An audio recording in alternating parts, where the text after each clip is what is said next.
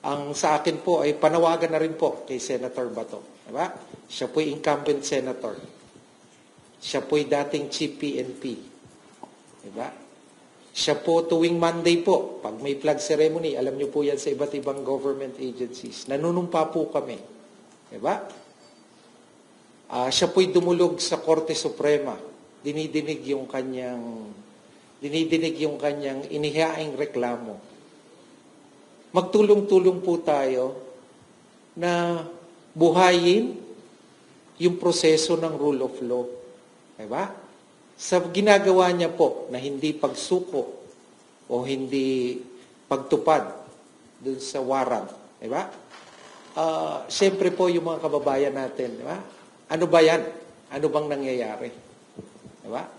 So, sa akin po ay pakiusap bilang kapwa Pilipino kay Senator Bato de la Rosa. Diba? Heed the call of the rule of law. Alam niya na pag may arrest warrant, dapat sineserve at dapat sumusunod. Give updates and developments regarding the investigation being conducted by the special panel of prosecutors regarding the events that transpired during the period of May 11 to May 14 at the Senate. Secretary Vida. Magandang umaga po sa ating lahat. Magandang umaga po mga kababayan ko. Allow me to provide updates on the ongoing initiatives and various developments within the Department of Justice relative to the May 11 to May 14 incident at the Senate. First, on Attorney Jimmy Bondoc, with respect to his public representation that he allegedly knows the whereabouts of Senator Ronald M. De La Rosa, I have directed the issuance of a formal letter request asking him to provide the department with any information in his possession or available to him regarding the whereabouts or information leading to the location of Senator De La Rosa. This is an opportunity for Attorney Bondoc to cooperate with legal processes and assist law enforcement authorities in the proper service of the ICC warrant.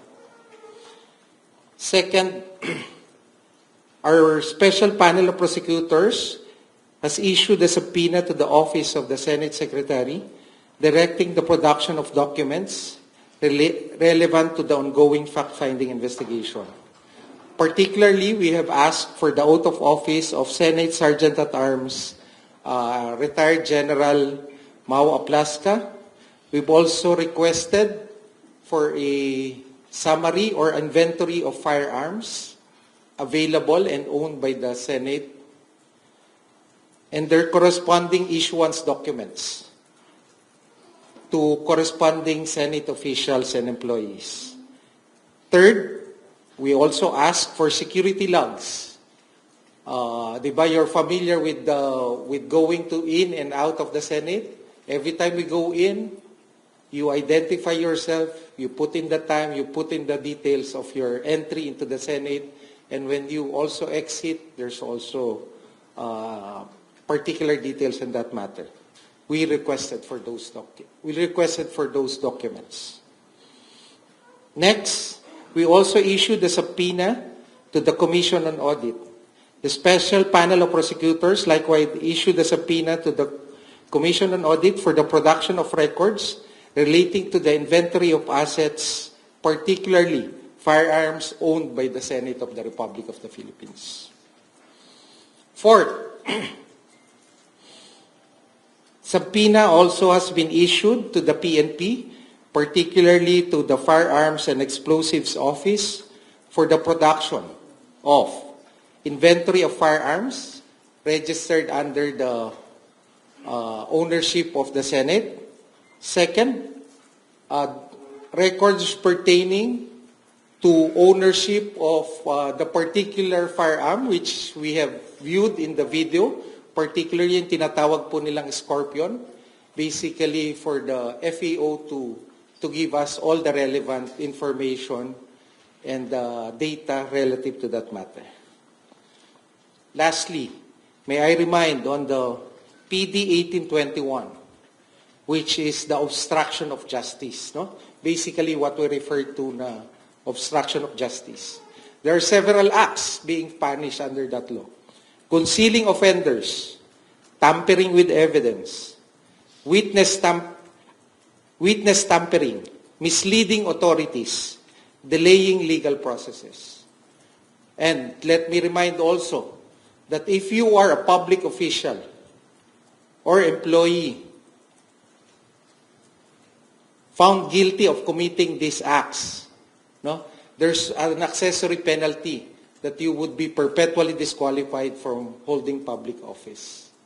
At this point, your Secretary of Justice would like me take some questions. Polo, please help me. Good morning, Secretary. Camille po from TV5. Sir, yung kay Attorney Jimmy Bondoc, I remember po kasi nung nasa Senate siya, nung tinatanong po ng mga reporters kung nasa loob pa ba ng Senado si Senator De La Rosa, ang ini-invoke niya is meron daw silang client and lawyer privilege na tinatawag kaya hindi daw niya ma-disclose. So, paano po kung yun po yung gawing reason ni Attorney Bondoc? Yeah, then we will see. We will see liability. My position is the client-lawyer privilege doesn't excuse him being an officer of the court, being a citizen of the Republic of the Philippines covered by the law, doesn't excuse him from cooperating or doesn't excuse him from committing crimes like concealing offenders, misleading authorities, or delaying legal processes. Sir, what about Senator Robin Padilla? Bakit hindi po siya kasama dun sa subpoena or hinihingan po na explanation? Kasi may mga interviews na po na inamin niya na yung vehicle po ay ginamit at binabalang daw niya sa Makati si Senator De La Rosa. Hindi naman daw siya tumulong, allegedly, sa pag-escape. Exactly. Kayo na rin po ang nagsabi kung bakit hindi na namin siya tinatanong. Ang dami niya na hong inamin na ginawa niya. Meaning, sir, he will be liable for... Meaning, our panel of prosecutors will study everything. Will study everything that based on these admissions, based on this factual milieu or factual circumstances, can we lead to a conclusion that he or a person is probably guilty of a particular crime. Hindi naman po lagi kailangan tatanungin pa. Dahil may mga bagay ho, factual na eh.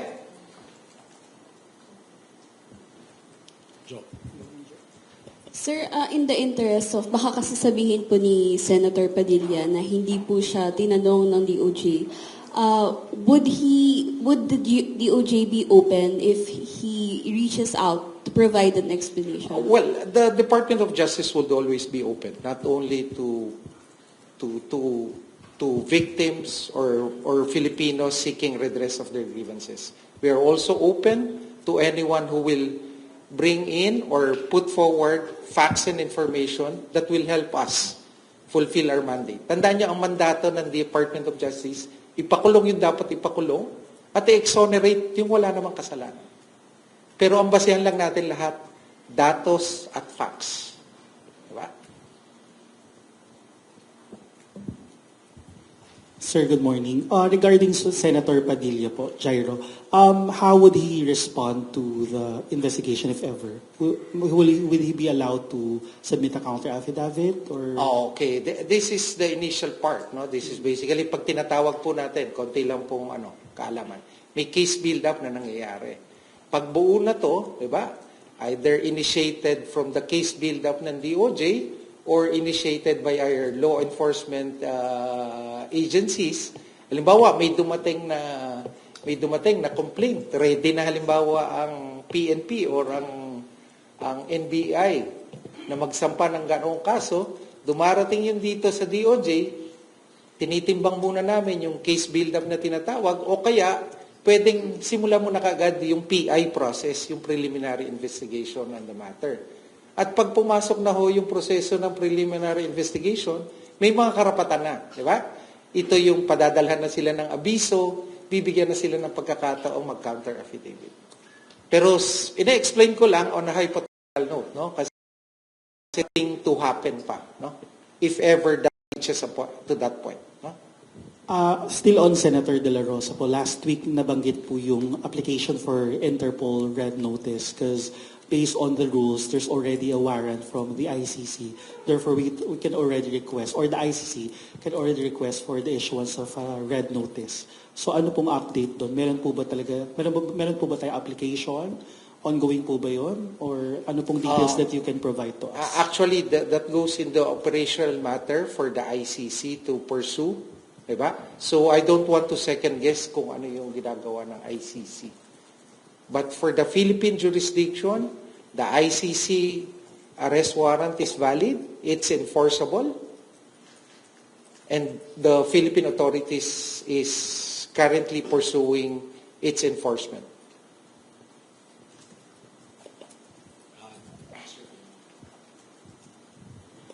Sir, good morning, sir. Sir, si Senator Marcoleta has been the subject of a application for a PhD by the Ombudsman. Pero in reply, he's claiming that it's just a larger plan daw to silence or otherwise intimidate the majority in the Senate. Can you comment on that, sir, yung organized part daw to persecute? By basically saying it's persecution, all these cases. On that, I cannot speculate on the particular case filed. I haven't read any document pertaining to that particular case. On second point, I completely trust the Ombudsman Boying Rimulya, our former Secretary of Justice, in his objective of cleaning the government basically and helping our society rebuild itself from all this what's happening now and make the Philippines a better society for everyone. Sir, I completely trust the Ombudsman Boying Rimulya. Sir, one follow-up. Former Representative Defensor was here yesterday, and he said the same thing, that charges are being filed against him as part of efforts to persecute those critics of the administration. Can you comment lang, sir, on that? Again, I don't like to comment further, no? Kasi these matters might later go up to me, to my level, no? But again, I would like to reiterate, the mandate of the Department of Justice is to jail or to put to jail people who should be made accountable and to exonerate those people or not. And the only basis and the only premise is fact. Diba? Kung ano yung katotohanan, mga kababayan ko. Yun lang po ang mandato. At doon po umiikot ang mandato ng Department of Justice. Granted then, Steve. Hi sir, magandang umaga po. Grant po from Bombo Radio. Sir, as of now, do we consider na magbigay o maglaan ng reward money sa makapagtuturo sa lokasyon ni Senator Bato de la Rosa? Wala pong ganong konsiderasyon na tinitingnan. Kasi naniniwala po kami, meron pong mga pumapasok na iba't ibang impormasyon sa ating law enforcement agent na tumutulong po para pumano. Ang sa akin po ay panawagan na rin po kay Senator Bato. Diba? Siya po'y incumbent senator. Siya po'y dating chief PNP. Diba? Siya po tuwing Monday po, pag may flag ceremony, alam niyo po yan sa iba't ibang government agencies, nanunumpa po kami. Diba? Siya po'y dumulog sa Korte Suprema. Dinidinig yung kanyang inihaing reklamo. Magtulong-tulong po tayo na buhayin yung proseso ng rule of law. Diba? Sa ginagawa niya po na hindi pagsuko o hindi pagtupad dun sa warrant. Diba? Siyempre po yung mga kababayan natin, diba? Ano ba yan? Ano bang nangyayari? Diba? So, sa akin po ay pakiusap bilang kapwa Pilipino kay Senator Bato de la Rosa. Diba? Heed the call of the rule of law. Alam niya na pag may arrest warrant, dapat siniserve at dapat sumusunod. Okay, sir. Next, sir, on Saturday, NBI Director Matibag has said that they have information na possible na maisyuhan din ng ICC arrest warrant ang ilan pang individuals. Sir, do we see also sa DOJ na mag-i-issue din ang ICC ng panibagong arrest warrant sa iba pang mga co-perpetrators ni former President Duterte? I don't like to speculate on that. That's an ICC matter. But are we ready, sir, to task again NBI and PNP to implement the warrant? If Yes, opo. Lagi pong handa ang Department of Justice para tuparin ang kanyang mandato at tungkulin para sa bayan. Hi, Sarge. Good morning po. Good Steve morning. po from DZMMs. Sarge, it's been weeks now since hindi natin mahagilap si Senator Bato. Ano ba yung nagpapahirap sa atin para hindi siya maaresto sa ngayon? May leads po ba tayo kung nasaan siya? Nasa Pilipinas pa po ba si Senator Bato? Yung leads, those are operational matters. All indications that are available to your Secretary of Justice is that Senator Bato is still within the jurisdiction of the Philippines. And ano po yung nagpapahirap? Same po ba sa sinabi ng NBI na armed and dangerous si Senator Bato? Ang narinig ko lang, di ba, merong ilang mga gamit o baril na nakarehistro sa kanya. No? So we're collating that information. I don't want to speculate, pero marami. Marami raw eh. So I've also asked the panel, kasi may registration naman yan sa FEO eh, di ba? Kung ilang baril ang naka-issue sa kanya. Sir, last one lang. Or nakarehistro sa kanya. Hindi naman pala naka-issue. Ilang baril yung nakarehistro sa kanya. Last one for me, sir. Ano po yung reaction natin dun sa statement ng asawa ni Senator Bato na sana wag daw madala sa dahig si Senator Bato po? Again, that's a plea. I respect her for her plea. Of course, a loving wife will always plea for that, for her husband. But again, the Philippine government has its mandate, no? Has its mandate. The ICC established and it has jurisdiction over crimes against humanity. In the interest of time, we'll be calling two more people. Okay? I saw them raise their hands first. No, kami, ma'am. Thank you po. Hello. Hello po. On the other matter po sa Secretary, regarding po sa missing sa Bungero, sa side po ng DOJ, recently po inamin po ng kampo ni Atong Ang o ng abogado ni Atong Ang na tumanggap daw umano ng financial aid yung mga pamilya ng biktima ng mga missing sa Bungero. Ito po ba, matuturing po ba itong obstruction of justice o ano pong next hakbang ng prosecution panel? At matutuloy pa rin po ba yung kaso o pagdinig dito sa kaso ng missing sa Bungero sakali mang hindi dumalo na yung mga pamilya ng biktima? Okay. Ganito po yung prosesong yan, no? Ang pagtanggap po ng pera o aid ay ibang usapin po. Ang katotohanan pa rin ho. Nangyari o nangyari ba o hindi nangyari?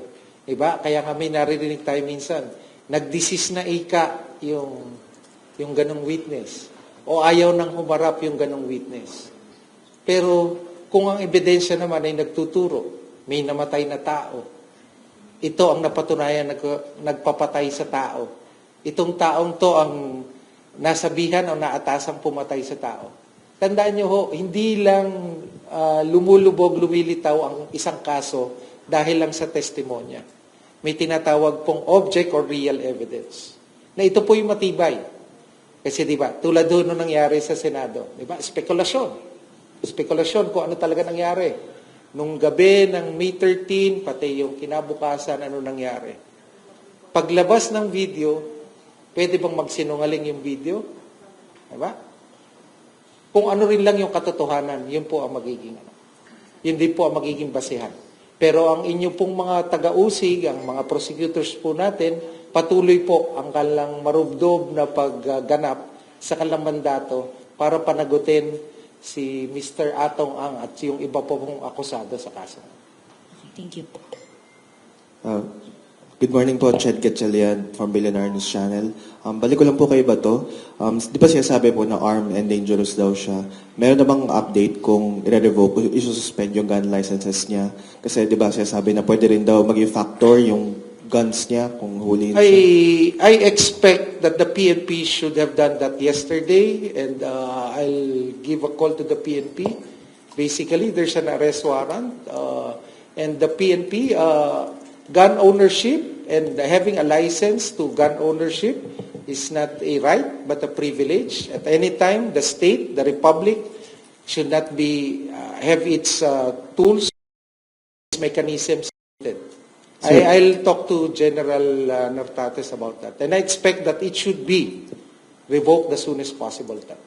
Sir, last question po. Di ba sabi niyo po kanina may information kayo na nasa jurisdiction pa din ng Pilipinas si Senator Bato. How should we, and meron din ba tayong coordination sa mga local authorities looking on the backdoor exits? Kasi di ba ang name-mention lang lagi sa immigration, pero yung mga backdoor kasi sabi nila hindi naman nila nasasakop yun. Meron pong gumaganap sa tungkulin yan. Okay. That's all the time we have for this morning. Thank you. Good morning. Muli po, maraming salamat. Tulungan niyo po kami na magdala ng karagdagang impormasyon na pawang katotohanan lamang para hindi ho nalilito yung mga kababayan natin. Muli, maraming salamat. Magandang umaga sa inyong lahat.